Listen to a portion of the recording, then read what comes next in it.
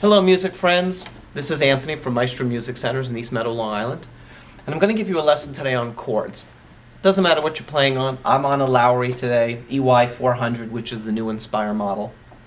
And we have this debate in our classes, we discuss this in our classes.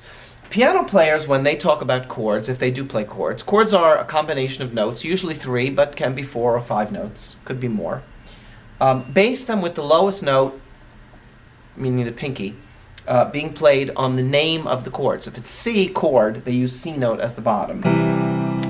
If it's a G chord, they put the G note on the bottom. If it's an F chord, they put an F note on the bottom. And in this case, C, F, and G are all white, 3 white notes, kind of every other white note. But that's not how you figure out a chord.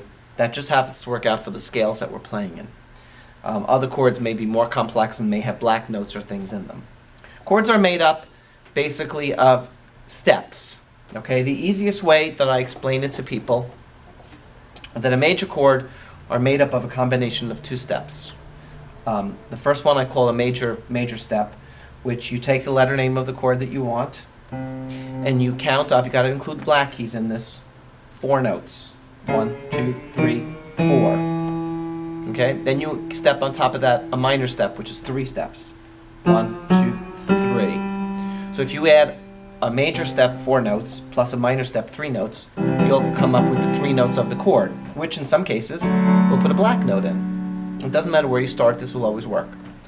If you were playing, that's a major chord. If you were playing a minor chord, you'd reverse it. You do a minor step, start on the letter note, count up 3 steps first, and then from that count up 4 steps. So flip those 2 around. Minor movement, then a major movement. If you were doing a diminished chord, 2 minor movements, 2 steps of 3. And if you were doing an augmented chord, 2 major movements, 2 steps of 4. And with that, you'll be able to figure out pretty much, the most basic chords to play a song if you want to play 3 fingers. But that would require you to count them always in this, what we call root position, which means that your hand is always bouncing around a lot. Now on piano, it's really important to do that because we need a bass note. There's no other instrument we're playing on the piano, so we're using the bottom note as our bass.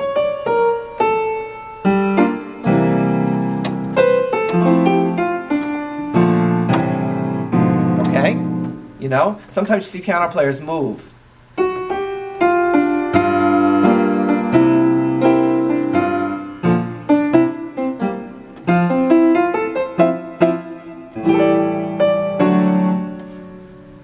But if you're playing on a keyboard or an organ or something electronic where there's a finder, the way we teach our programs, the finder will actually not play them in root position. It'll move the chords around. So here's what C, F, and G sound like in root position.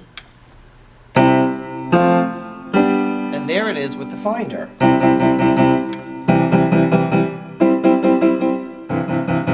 Okay? So it will shift my chords around. F, pretty close. Alright, to sound the way that I want it to sound. It'll move the keys to the right way. Now, one of the reasons that we teach this way is we teach our programs based on C-based chords, so it works for anybody who's playing a keyboarded instrument, piano, or organ, or keyboards. But as organ players or keyboard players, a lot of times, we're trained to play these chords with G as our bass note. Pretty much our hand goes no lower than the F sharp, but basically we try and orient all the notes around G. So when that happens, C is there, F is there, G, A minor, D minor. We don't move around a lot. We don't have to really look to do that. And it's a benefit in playing in that the chords become very smooth. So here I have a piano sound, but if I had another type of a sound, I want those to be all smooth as I connect them. Okay? So it would be very important that I play accordingly to get the sound the way that I want to. Now,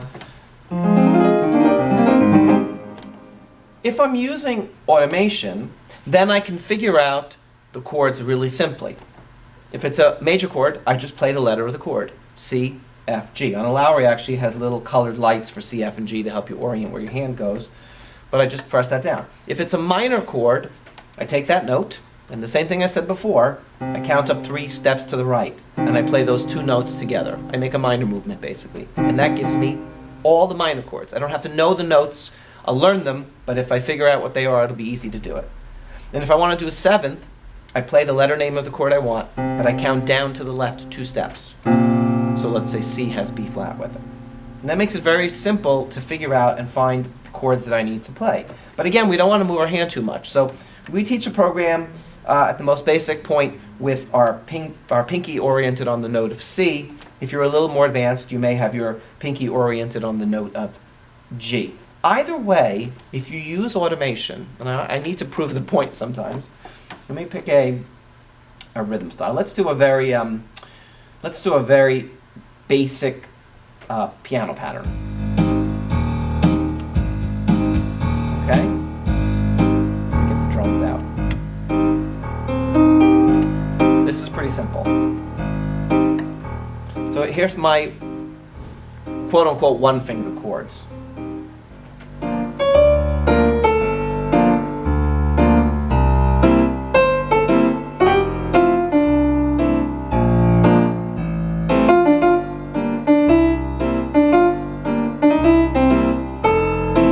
They always sound good because they're orienting them into the order that I should play them in. If I were doing that without automation,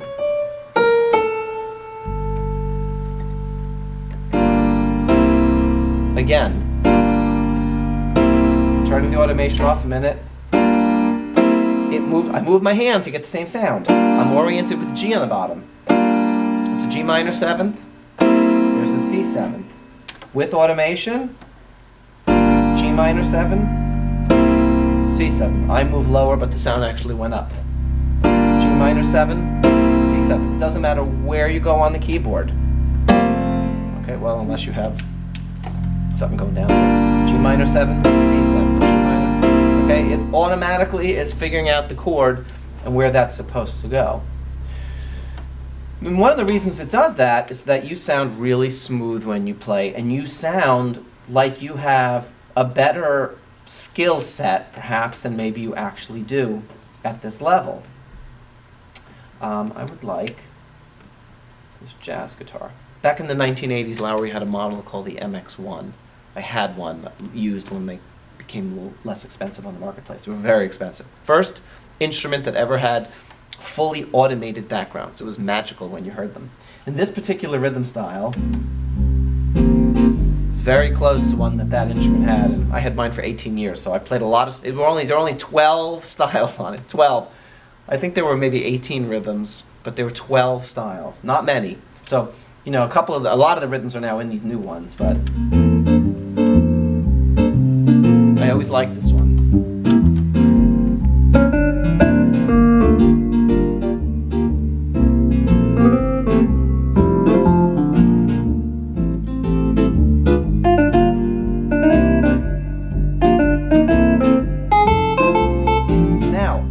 I play full chords, so I just play the way that I'm used to playing. If you play one finger, we're going to sound the same. I'm going to do it now. You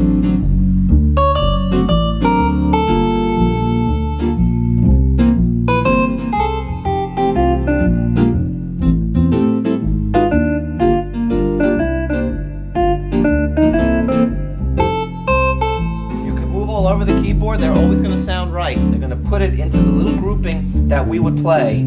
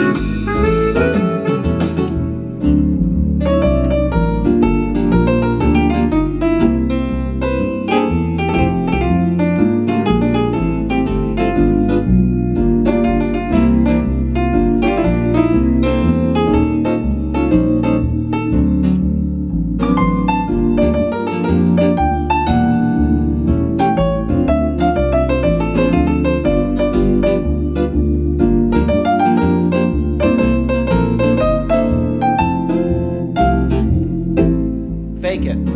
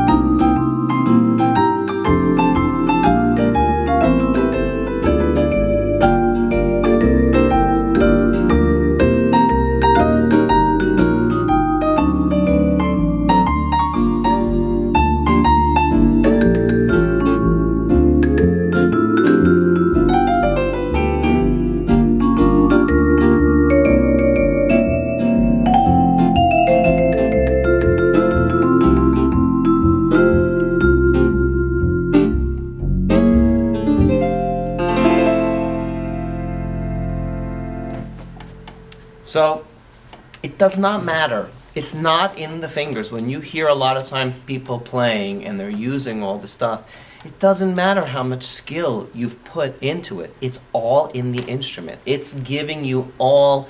There's 10 years of lessons inside of buttons sometimes. And I don't think that's a bad thing. I think it gets people playing right away. Because if you start anything in life, you're not really that good. Especially those of you who have just started playing, you'll say, yeah, I'm not really good. I don't know how to use my instrument. I make a lot of mistakes. And my timing is bad, but I'm having fun. And having fun is part of it. So we're going to make you sound really good while you're having fun. And in a very short period of time, if you apply all the little skills of things that we teach in the programs, you'll be sounding amazing. And you're not going to be doing much stuff. You may not even know what it is you're doing, but the instrument is going to provide you with a lot of stuff. So if you're a person who feels you have to play chords all multi-finger, you don't. You can very happily follow the programs we teach in the classroom.